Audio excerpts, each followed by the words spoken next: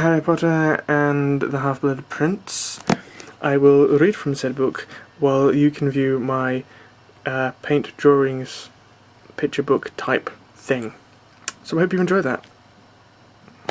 Snape raised his wand and pointed it directly at Dumbledore. Avada Kedavra! A jet of green light shot from the end of Snape's wand and hit Dumbledore squarely in the chest. Harry's scream of horror never left him. Silent and unmoving, he was forced to watch as Dumbledore was blasted into the air. For a split second he seemed to hang suspended beneath the shining skull, and then he fell slowly backwards like a great rag doll, over the battlements and out of sight. Harry felt as though he too were hurtling through space. It had not happened. It could not have happened. Out of here, quickly, said Snape. He seized Malfoy by the scruff of the neck and forced him through the door ahead of the rest.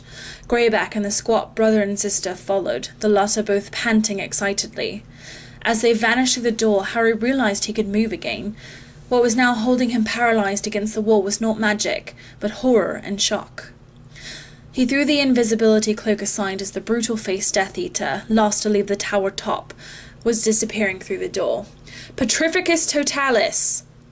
The Death Eater buckled as though hit in the back with something solid, and fell to the ground, rigid as waxwork. But he had barely hit the floor when Harry was clambering over him and running down the darkened staircase. Terror tore at Harry's heart. He had to get to Dumbledore, and he had to catch Snape. Somehow the two things were linked.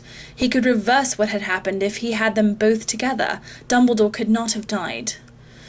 He leapt the last 10 steps of the spiral staircase and stopped where he had landed, his wand raised. The dimly lit corridor was full of dust. Half the ceiling seemed to have fallen in, and a battle was raging before him. But even as he attempted to make out who was fighting whom, he heard the hated voice shout, "It's over, time to go," and saw Snape disappearing round the corner at the far end of the corridor. He and Malfoy seemed to have forced their way through the fight unscathed.